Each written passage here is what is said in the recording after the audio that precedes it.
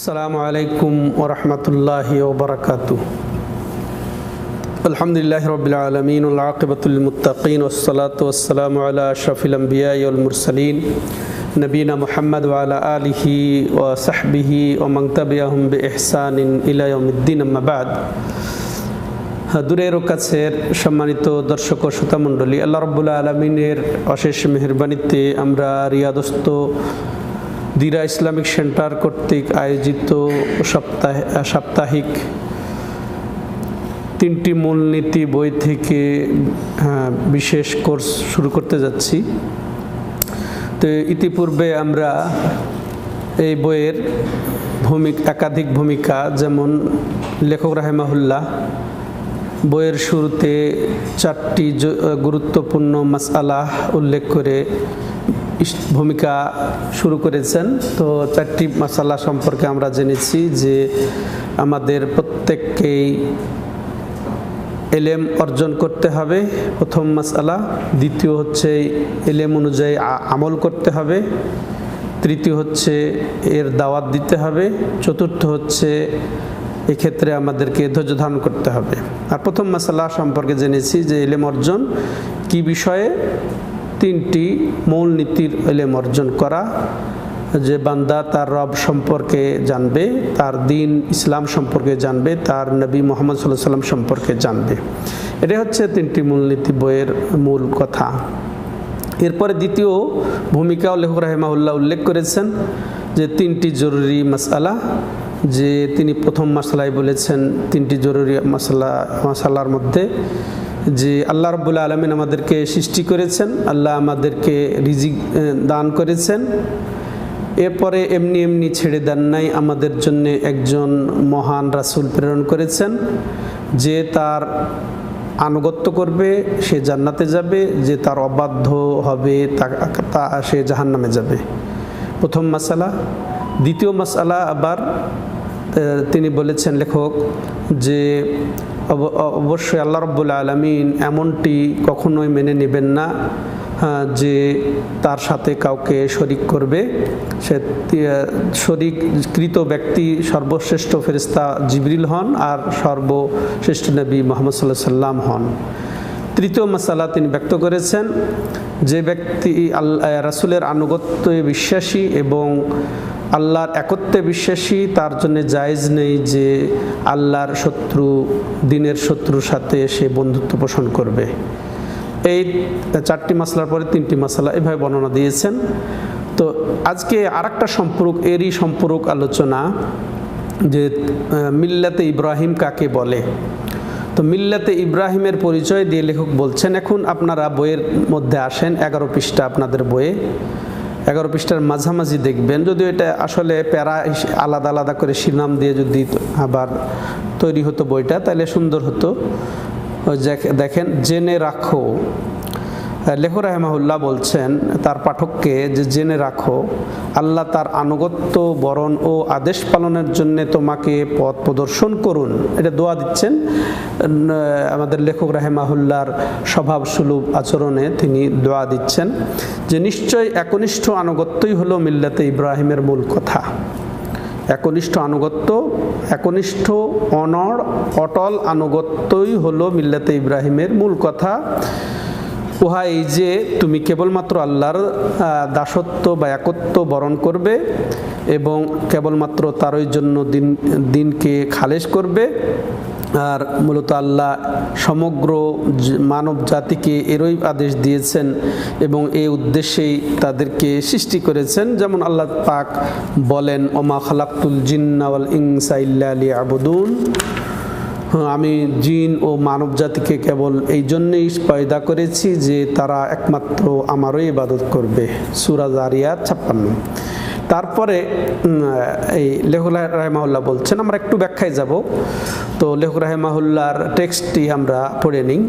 তারা আমারই ইবাদত করবে, অর্থাৎ লিয়াবুদুন এর অর্থ তিনি করছেন যে তারা আমারও ইবাদত করবে। এর অর্থ তারা আমাকে একক ও এক ও একক বলে জানবে, আমার একত্ব সাব্যস্ত করবে। মূল কথা, আল্লাহ শ্রেষ্ঠ আদেশ হচ্ছে তাওহীদ। এর অর্থ সর্বপ্রকারের আনুগত্য এককভাবে কেবলমাত্র আল্লাহর জন্য নির্দিষ্ট করা। পক্ষান্তরে তার প্রধানতম নিষেধাজ্ঞা হচ্ছে শিরক। তার অর্থ আল্লাহর সঙ্গে অন্য কাউকে আহ্বান করা। পবিত্র কোরআন থেকে এর প্রমাণ হচ্ছে ওয়াবুদুল্লাহ ওয়ালা তুশরিকু বিহি শাইআ, এবং তোমরা একমাত্র আল্লাহরই ইবাদত করো বা করবে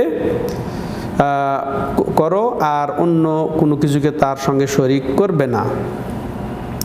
এটা লেখক রাহিমাহুল্লাহর 3টি মূলনীতি ধারাবাহিকভাবে শুরু করার আগে এটা তৃতীয় ভূমিকাও আমরা বলতে পারি, বা পূর্বের যে 4টি মাসআলা তারপরে 3টি মাসআলার সম্পর্কতা এখানে তিনি উল্লেখ করেছেন।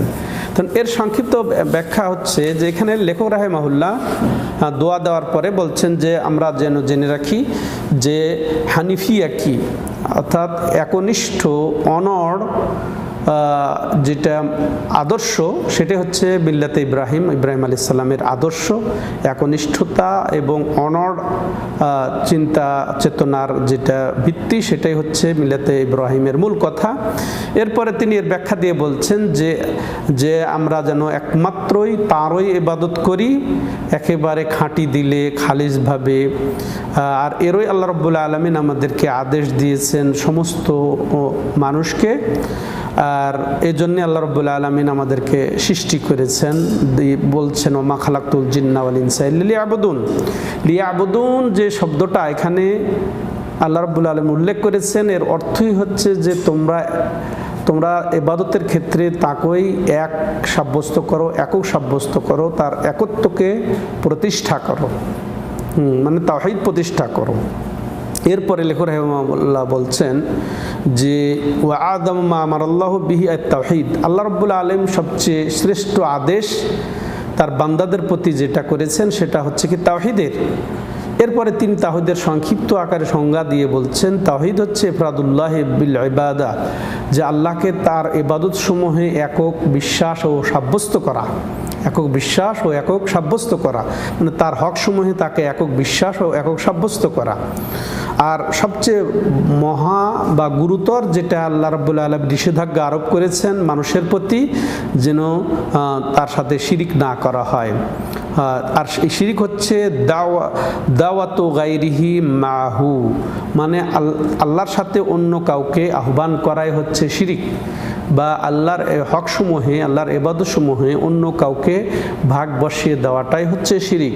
আর এই উভয়ের দলিল, তাওহীদের দলিল এবং শিরকের দলিল হচ্ছে কি আবুদুল্লাহ ওয়ালা তুশরিকু বিহি শাইআ, যে তোমরা এক আল্লাহরই ইবাদত করো, আল্লাহকে তার হকসমূহে একক প্রতিষ্ঠা করো, সাব্যস্ত করো, এবং খবরদার তার সাথে কোনো কিছুকেই শরিক করো না।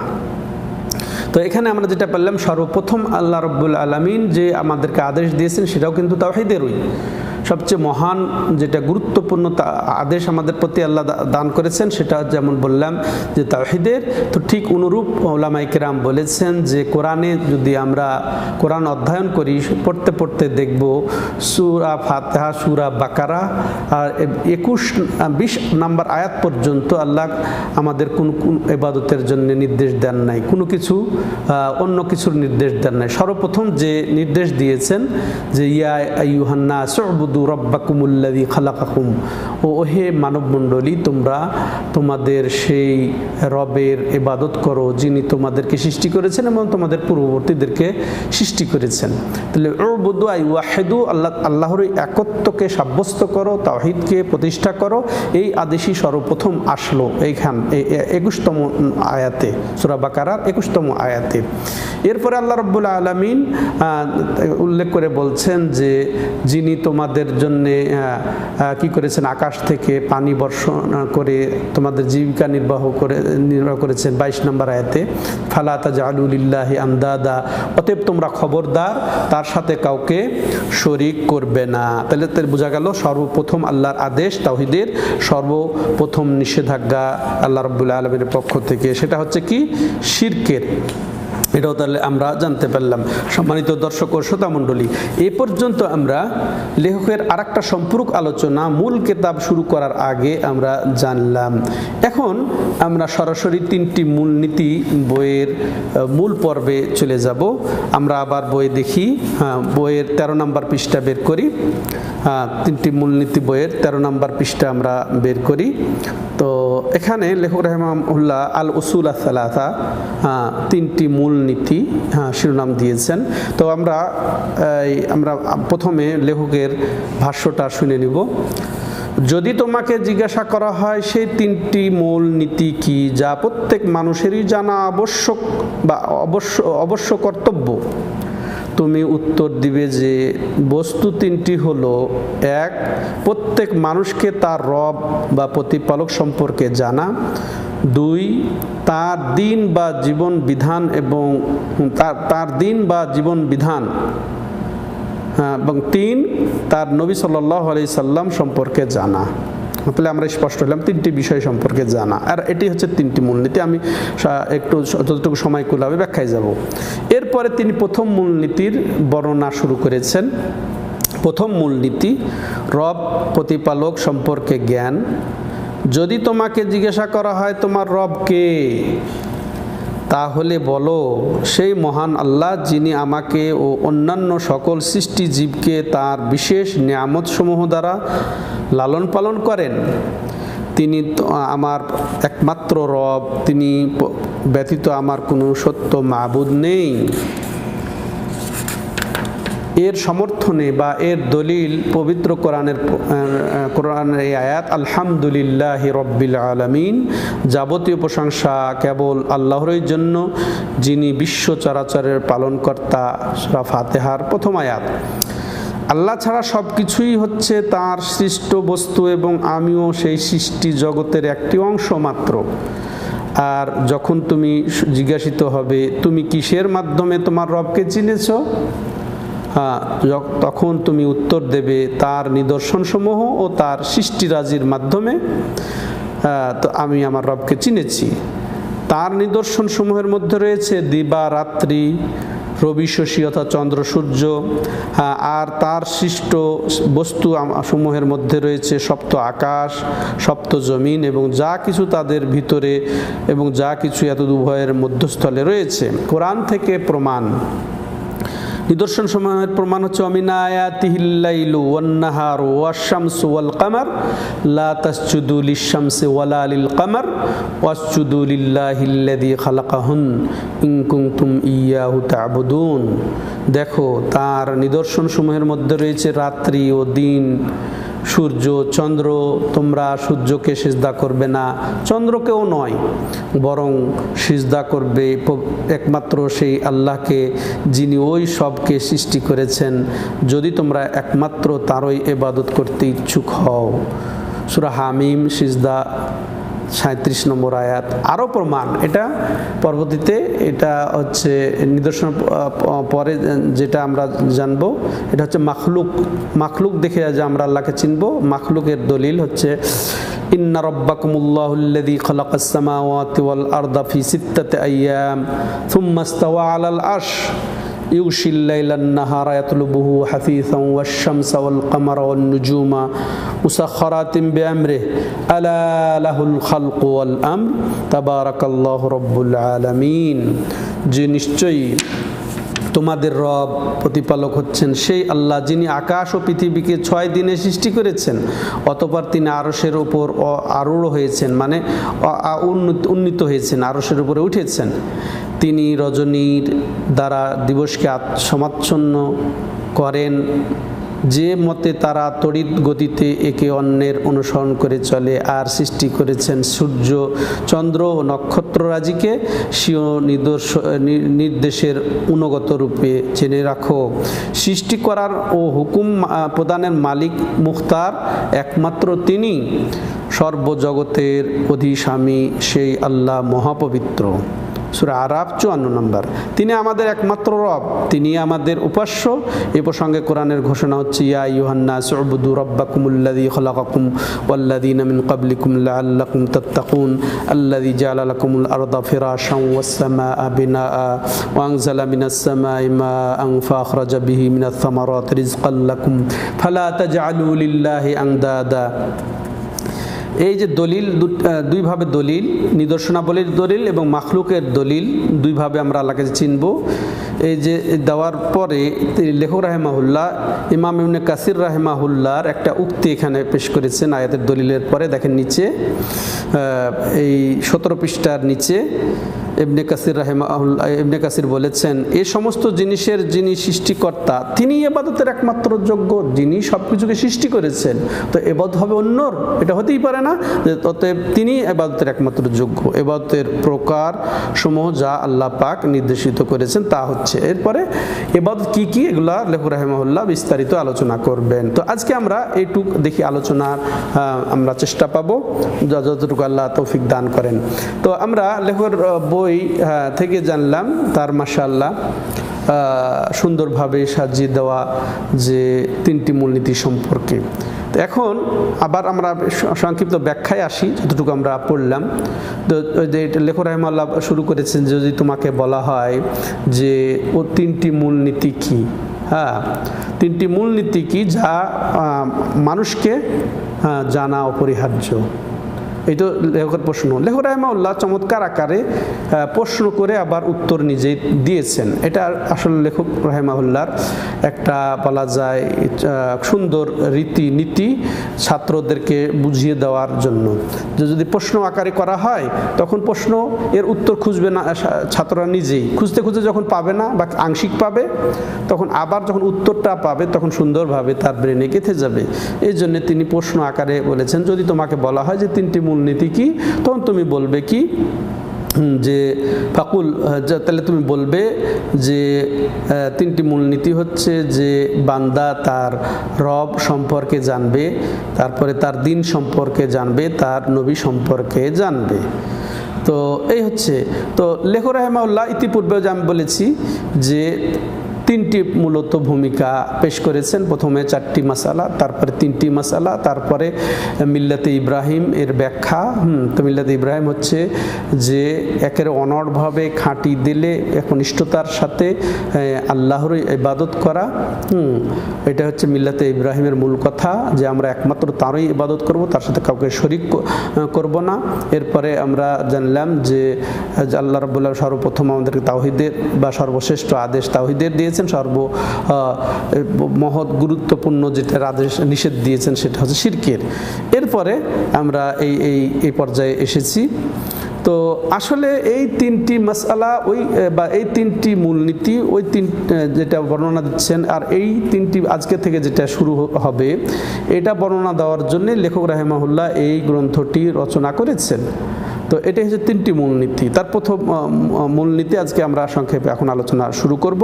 আর এই 3টি মূলনীতি কোত্থেকে নিয়েছেন তিনি, যে মূলত এটা কবরে যে প্রশ্ন করা হবে মৃত ব্যক্তিকে দাফন করার পরে প্রত্যেক মৃত ব্যক্তিকে যে প্রশ্ন করা হয় 3টি, সেই 3টি প্রশ্ন থেকেই এই 3টি মূলনীতি তিনি বের করেছেন।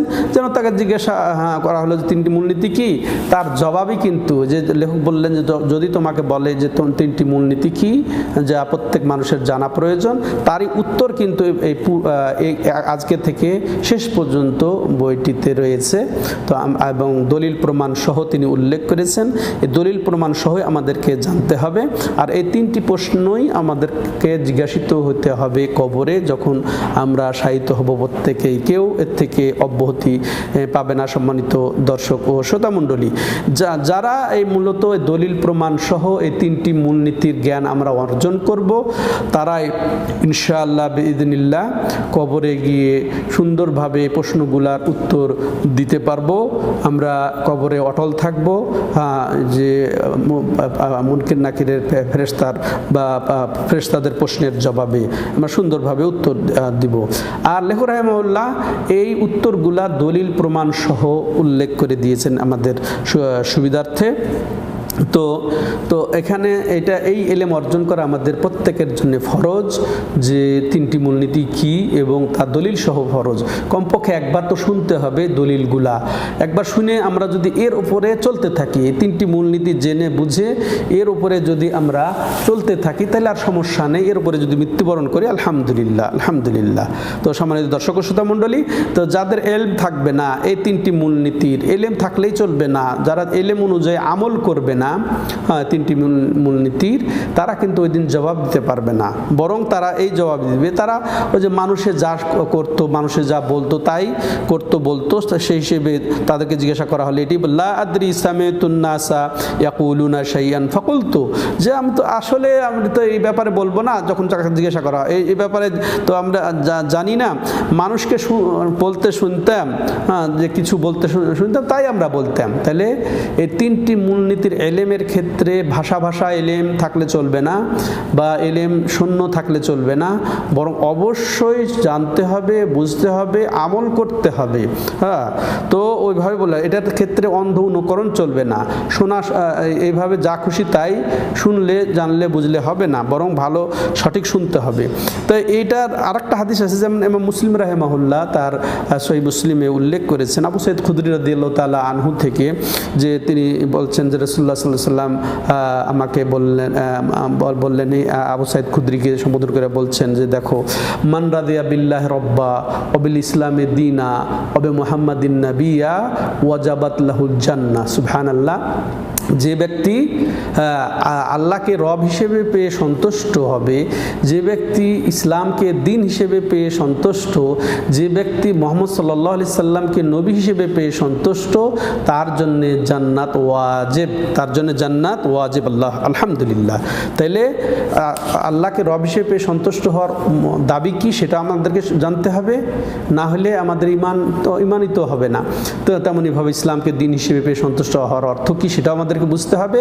ঠিক অনুরূপভাবে মুহাম্মদ সাল্লাল্লাহু আলাইহি সাল্লামকে রাসূল হিসেবে পেয়ে সন্তুষ্ট হওয়ার অর্থ কি সেটাও আমাদেরকে জানতে হবে। সম্মানিত দর্শক ও শ্রোতা মণ্ডলী, তো বলছিলাম যে তাহলে এটা দলিল প্রমাণ সহ আমাদেরকে জানতে হবে। লেখক রাহিমাহুল্লাহ এর জন্যই দলিল সহ এটা উল্লেখ করেছেন, কোরআনের দলিল সহ, তার সাথে সাথে সেখানে আনুষঙ্গিক রাসূলের সুন্নত থেকেও তিনি উল্লেখ করেছেন। অতএব আমাদেরকেও জানতে হবে, শুনতে হবে, কমপক্ষে শুনে আমরা যদি এর উপরে মরতে পারি, আমাদের দলিলগুলো যদি মুখস্থ নাও থাকে, কিন্তু আমরা যখন এটা জেনে শুনে তারপরে আমল শুরু করে দেব, ওটাই যথেষ্ট হবে। আলহামদুলিল্লাহ। এই জন্যে দেখা যায় মাশাআল্লাহ সৌদি আরবে এই বইয়ের খুবই গুরুত্ব দেওয়া হয়। প্রতিটা হালাকাতে এগুলা মুখস্থ করা হয়, জানানো হয়। প্রতিটা ক্লাসে যে বাচ্চাদেরকে 1-2 এর বাচ্চাদেরকেও এই 3টি মূলনীতি শেখানো হয়। আলহামদুলিল্লাহ। টেক্সট বুকে এটা সিলেবাসভুক্ত, তো এটা জানা দরকার, বোঝা দরকার। এবার আমরা আসি যে 3টি মূলনীতি যেটা আমাদের প্রত্যেক মুসলমানের জন্য জানা দরকার। সেখানে এইভাবে প্রথম মূলনীতির কথা হচ্ছে যে মারিফাতুল আবদি রব্বাহু, যে বান্দা তার রব সম্পর্কে মারিফত হাসিল করবে। রব্বাহু এখানে উল্লেখ করেছেন লেখক রাহিমাহুল্লাহ, রব বলতে মাবুদাহু, অর্থাৎ মাবুদ সম্পর্কে বান্দা তার জানে। মাবুদ মানে যার ইবাদত করা হয়, তার সম্পর্কে সে ইলম অর্জন করবে, এটাই ফরজ। তো এখানে রব অর্থ মাবুদ, এখানে রব বলে মাবুদি মূলত বোঝানো হয়েছে। সম্মানিত দর্শক ও শ্রোতা মণ্ডলী, তো এখানে রব যদি শুধু খালেক, রাজেক, তারপরে মালেক, তারপরে জীবনদানকারী, মৃত্যুদানকারী, এটা কিন্তু যথেষ্ট নয় বোঝা, বরং মাবুদ বুঝতে হবে, যে আমাদের মাবুদ সম্পর্কে জানতে হবে। কারণ রাসূলুল্লাহ সাল্লাল্লাহু আলাইহি ওয়াসাল্লামের জামানায় যে মুশরিকরা, তারাও কিন্তু রবকে বিশ্বাস করত খালেক হিসেবে, স্রষ্টা হিসেবে, রিজিক দানকারী হিসেবে এবং মালিক হিসেবে, এগুলা তারা বিশ্বাস করত। কিন্তু তারা তারপরেও মুমিন হতে পারে নাই, কারণ তারা মাবুদ হিসেবে তারা তাকে একক বিশ্বাস করতে পারে নাই। অতএব রব এবং এলাহ, রব এবং মাবুদ এর পার্থক্য কি? রবের রবের যেটা বোঝায় সেটা হচ্ছে আল্লাহর কর্মসমূহে তিনি একক অদ্বিতীয়, তো স্রষ্টা হিসেবে, তারপরে উদ্ভাবক হিসেবে, তারপর মালিক হিসেবে, কর্তৃত্বকারী হিসেবে, রিজিক দানকারী হিসেবে তিনি একক। তো এটা কাফের মুশরিকরাও স্বীকার করে। এটা কিন্তু মাবুদ হিসেবে একক এখানে বোঝানো হয়নি, এই যদি এভাবে হয়। তো এই জন্যে আল্লাহ হিসেবে, মাবুদ হিসেবে তাকে একক বিশ্বাস করা অর্থ হচ্ছে ইবাদত সময়ে তাকে একক বিশ্বাস করা। এটা আমাদেরকে বুঝতে হবে সম্মানিত দর্শক ও শ্রোতা মণ্ডলী। এই জন্য আল্লাহ রাব্বুল আলামিন তার নবীকে বলেছেন ফাআলাম আন্নাহু লা ইলাহা ইল্লাল্লাহ, যে আপনি জানুন, শিখুন লা ইলাহা ইল্লাল্লাহ। তো লা ইলাহা ইল্লাল্লাহ, লা ইলাহা মানে মাবুদ, মাবুদ সম্পর্কে আপনি জানুন। রব সম্পর্কে জানার কথা এখানে বলা হয়নি, শুধু রব সম্পর্কে জানার কথা বলা হয়। যদিও রব শব্দটা যদি এককভাবে ব্যবহার হয়, সেখানে যদি মাবুদ বা ইলাহ শব্দ, আল্লাহ শব্দটা না থাকে, তাহলে রব শব্দের অর্থ তখন মাবুদও এসে যায়, এটা জরুরিভাবে, অপরিহার্যভাবে। কারণ রুবুবিয়াত জরুরি করে দেয় উলুহিয়াতের, অর্থাৎ রুবুবিয়াত যে মানে রুবুবিয়াতের যে একক আল্লাহকে বিশ্বাস করে, হ্যাঁ, এবং একক সাব্যস্ত করে, তার জন্য অপরিহার্য হলো তাকে উলুহিয়াতে অর্থাৎ মাবুদ হিসেবে আল্লাহকে একক বিশ্বাস, একক সাব্যস্ত করা। কারণ তিনি যেহেতু একক স্রষ্টা, একক রিজিক দানকারী, একক কর্তৃত্বকারী, একক মালিক, তাহলে অবশ্যই তিনি একক ইবাদতের হকদার, হ্যাঁ, উপযুক্ত এবং একক ইবাদতের মালিক, তাহলে অটোমেটিক এটা জরুরি হয়ে যায়। সেই ক্ষেত্রে রব বললে এইভাবে আসবে প্রাসঙ্গিকভাবে, হ্যাঁ, প্রাসঙ্গিকভাবে। কিন্তু রুবিয়াত যদি শুধু আল্লাহর কর্ম বোঝায়, সেটা তাহলে ওটা মক্কার কাফের কুরাইশরাও আল্লাহকে আল্লাহর কর্মে একক বিশ্বাস করত। এটা আল্লাহ রাব্বুল আলামিন জায়গায় জায়গায় কোরআনে উল্লেখও করে দিয়েছেন, ওয়ালা ইন সাআলতুম মান খালাকাস সামাওয়াতি ওয়াল আরদ লা ইয়াকুলুন্নাল্লাহ, যে হে নবী, আপনি যদি তাদেরকে জিজ্ঞাসা করেন যে তাদের আকাশমণ্ডলী এবং জমিনকে কে সৃষ্টি করেছেন, তো তারা অবশ্যই বলবে আল্লাহ। তাহলে মক্কার কাফের কুরাইশরাও আল্লাহ বলতো, বা আল্লাহ বলতো যে সৃষ্টি ক্ষেত্রে আল্লাহই সৃষ্টি করেছেন। কিন্তু যখন তাদেরকে বলল কুলু লা ইলাহা ইল্লাল্লাহ, তোমরা লা ইলাহা ইল্লাল্লাহ বলো, আল্লাহ ছাড়া সত্য কোনো মাবুদ নাই, এটা কিন্তু তারা মেনে নিতে পারে নাই। এটাই তারা বলেছিল আজআলাল আলিহাতা ইলাহান ওয়াহিদা ইন্না হাযা লাশাইউন উজাব। তাহলে এই মুহাম্মদ এসে কি আমাদের এই বহু মাবুদগুলাকে, এই লাত মানাত হুবল আরও যত পৌত্তলিক যেগুলো আছে, এগুলাকে তারা এক মাবুদে অর্থাৎ তাওহীদে পরিণত করতে চায়। এটা এক আশ্চর্য কথা, এটাই তারা মানতে পারে নাই। অতএব যে মাবুদ বলতে রব, যে রব বললে মাবুদ, এটা আমাদেরকে বুঝতে হবে, এটা আমাদেরকে সাব্যস্ত করতে হবে সম্মানিত দর্শক ও শ্রোতামণ্ডলী। তো এবার আসুন সম্মানিত দর্শক ও শ্রোতামণ্ডলী, যে এই রব বললে কখনো কখনো মাবুদ এসে যায়, যেটা একটু আগেও বলছিলাম। এই জন্য কেউ কেউ বলেছেন যে যখন শুধু রব শব্দটা এককভাবে, হ্যাঁ, আমভাবে ব্যবহার হবে, তখন এক্ষেত্রে মাবুদ বা এলাহ শব্দটার অর্থ বুঝাবে। হ্যাঁ, আবার শুধু এলা বললে রব এসে যায়, এরকমও বুঝাবে। এটা আমাদেরকে জানতে হবে। হ্যাঁ, এবার আমার সম্মানিত দর্শক শ্রোতামণ্ডলী, লাস্ট আরেকটা প্রশ্ন আমরা পড়ে তারপরে আমরা আজকের আলোচনা শেষ করব। যেমন লেখক রাহিমাহুল্লাহ এরপরে যখন প্রশ্ন করেছেন যে আপনারা পড়েছেন ফাইদা কিলা লাকা মার রব্বুকা, যখন তোমাদেরকে বলা হয় যে তোমাদের রবকে, তখন কি বলবে? তো তখন বলবে যে রব্বি আল্লাহ, আমার রব হচ্ছেন আল্লাহ। তাহলে প্রথম, এখন সম্মানিত দর্শক শ্রোতামণ্ডলী, এটা আল্লাহর মারিফত সম্পর্কে আমরা জানার ব্যাপারে আলোচনা করছি। তো এরপরে এই ক্ষেত্রে তিনটি মূলনীতির প্রথম মূলনীতি হচ্ছে বান্দা তার রবকে জানবে। তো এখন লেখক রাহিমাহুল্লাহ প্রশ্ন করছেন, যখন তোমাকে জিজ্ঞাসা করা হবে তোমার রবকে, তখন তুমি বলো যে আমার রব তো আল্লাহ, যিনি আমাকে প্রতিপালন করেছেন, যিনি আমাকে সৃষ্টি করেছেন, হ্যাঁ, যিনি সমস্ত বিশ্বকে সৃষ্টি করেছেন, তার নিয়ামত দ্বারা, আর তিনি আমার মাবুদ। এই যে দেখেন, তিনি তোমার রবকে রব্বি আল্লাহ, আর তিনি আমার মাবুদ, অর্থাৎ একমাত্র ইবাদত তিনি হকদার আমার। লাইসা লি মাবুদুন সিওয়া, তিনি ছাড়া আর আমার কোনো মাবুদ নেই, হ্যাঁ, ইবাদতের উপযুক্ত নেই। দলিল হিসেবে লেখ রাহিমাহুল্লাহ, তিনি যে আমার মাবুদ, তিনি যে আমার সমস্ত ইবাদতের হকদার উপযুক্ত, তার দলিল হিসেবে সূরা ফাতিহার প্রথম আয়াত পেশ করে তিনি বলছেন আলহামদুলিল্লাহ রাব্বিল আলামিন। আর এরপরে তিনি উল্লেখ করেছেন যে আল্লাহ ছাড়া যত কিছু আছে সব হচ্ছে জগতের অন্তর্ভুক্ত, আলাম বিশ্বজাহান, আর আমি জগতের একটা অংশ মাত্র। সম্মানিত দর্শক ও শ্রোতা মণ্ডলী, এইভাবে ব্যাখ্যা করে লেখক রাহিমাহুল্লাহ আমাদেরকে সুন্দর করে বুঝিয়ে দিচ্ছেন। তো এখানে যে রবের অর্থ যে আমরা জানতে পেরেছি, রবের অর্থ হচ্ছে তার বিয়ে করা, প্রতিপালন করা, তারপরে সৃষ্টি করা, এইভাবে ব্যাপক অর্থ হয়ে থাকে। তো এর অর্থ আমরা জানলাম। তো তার বিয়ের আমাদের যেমন আল্লাহ রাব্বুল আলামিন আমাদেরকে সৃষ্টি করেছেন, হ্যাঁ, সমস্ত জগৎকে সৃষ্টি করেছেন, সৃষ্টি করে এমনি এমনি ছেড়ে দিবেন না। তো একটা প্রতিপালনের একটা নির্দেশক থাকতে হবে, গাইড থাকতে হবে। তো গাইড হিসেবে, প্রতিপালক হিসেবে আমাদের যে সুন্দর করে সিস্টেম শিখিয়ে দিবেন দুনিয়া আখেরাতের, সেটা হিসেবে আল্লাহ রাব্বুল আলামিন আমাদের সবচেয়ে গুরুত্বপূর্ণ নিয়ামত, যেটা উত্তম তারবিয়াত, সেটা হচ্ছে কি নবী সাল্লাল্লাহু আলাইহি সাল্লামকে প্রেরণ আমাদের কাছে, সেটা সবচেয়ে বড়।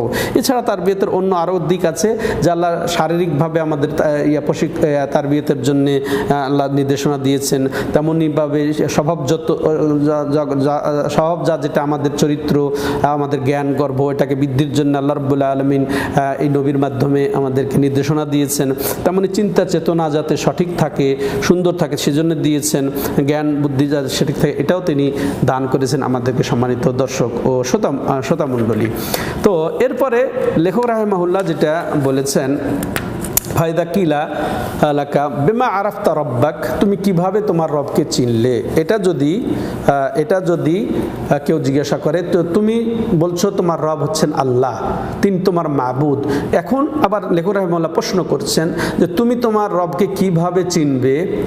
এরপর তিনি উত্তর দিয়েছেন বে আয়াতিহি ওয়া মাখলুকাতিহি, দুইটা দিক উল্লেখ করেছেন, যে তার নিদর্শনাবলী দিয়ে আমরা আমাদের রবকে চিনব, এবং তার সৃষ্টি জগৎ দিয়ে আমরা চিনব, তার সৃষ্টির জগৎ দিয়ে চিনব, এবং নিদর্শনাবলী দিয়ে চিনব। দুইটা দিক তিনি উল্লেখ করেছেন। তো এখন তিনি পার্থক্য করেছেন মূলত, যে নিদর্শন একরকম আর সৃষ্টি একরকম।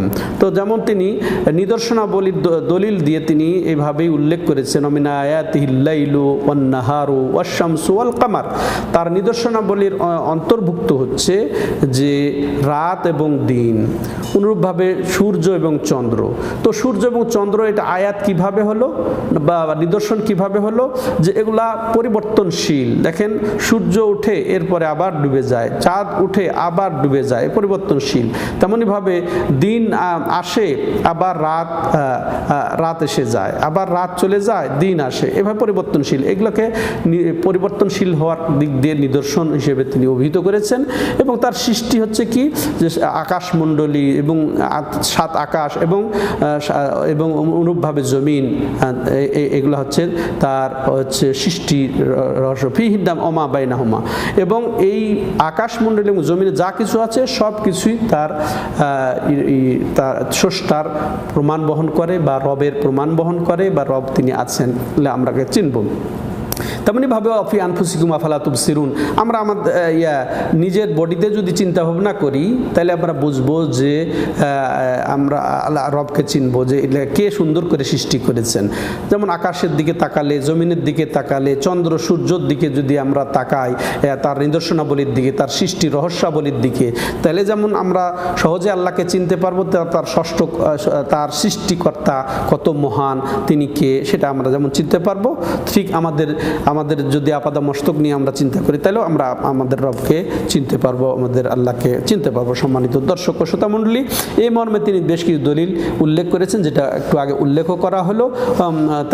তাইলে বোঝা গেল তিনি দুই ধরনের দলিল পেশ করেছেন। একটা হচ্ছে নিদর্শন ভিত্তিক, সেটা হচ্ছে রাত্রি দিন সূর্য চন্দ্র, এই মর্মে কি আয়াত, জমিন আয়াতিল্লাহিল ওয়ান নাহার ওয়াশ শামসু ওয়াল কামার লা তাসজুদু লিশ শামসি ওয়ালা লিল কামার উসজুদু লিল্লাহিল্লাযী খালাকাহুন্না ইন কুনতুম, আপনারা দেখে নিন অর্থ।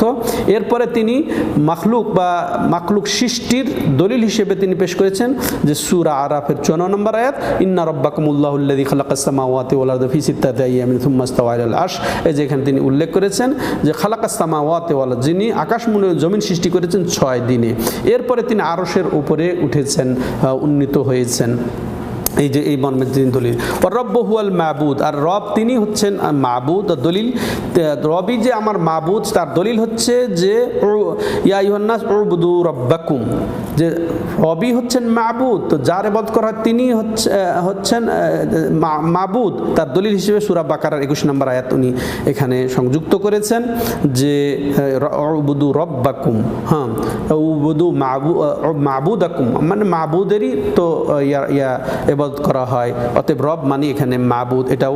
এরপরে ইমাম ইবনে কাসির রাহিমাহুল্লাহ বলেছেন যে আল খালিকু লিহাদিল আশিয়া হুয়াল মুস্তাহিকু লিল ইবাদা, যিনি এই সমস্ত জিনিসের স্রষ্টা, অর্থাৎ রাত্রি দিন চন্দ্র সূর্য, অনুরূপভাবে আকাশমণ্ডলী জমিনের এত উভয়ের মধ্যে যা কিছু আছে সব কিছু জিনিস স্রষ্টা। অতএব ইবাদত হবে কার? ইবাদত হবে কি মূর্তির? ইবাদত হবে কোন ওলি গাউস কুতুবের? নাউযুবিল্লাহ। তাহলে একমাত্র আল্লাহরই ইবাদত হবে। তিনি এই ক্ষেত্রে এই তাফসিরে এটা যুক্ত করেছেন। সম্মানিত দর্শক ও শ্রোতা মণ্ডলী, আর দীর্ঘায়িত করার সুযোগ নেই, আমাদের হাতে সময় শেষ। তো আল্লাহ রাব্বুল আলামিন আমাদেরকে তৌফিক দান করেন যেন তার তাওহীদকে সুন্দরভাবে বুঝে, তার মারিফত আমাদেরকে অর্জন করে, তার যথাযথভাবে হককে সুসাব্যস্ত করার। আল্লাহ রাব্বুল আলামিন আমাদের বিগত জীবনের গুনাহ খাতা মাফ করে দেন। আল্লাহ আমাদের সুস্বাস্থ্য দান করেন। যারা অসুস্থ তাদেরকে আল্লাহ রাব্বুল আলামিন সুস্থতা দান করেন। যারা আমাদের মধ্যে থেকে মারা গেছেন তাদেরকে আল্লাহ রাব্বুল আলামিন ক্ষমা করে দেন। হাদা হুয়া সাল্লাল্লাহু আলা নবিনা মুহাম্মদ ওয়া আলা আলিহি ওয়া সাহবিহি আজমাইন। সুবহানাকাল্লাহুম্মা বিহামদিকা আশহাদু আল্লা ইলাহা ইল্লা আনতা আস্তাগফিরুকা ওয়া আতুবু ইলাইক।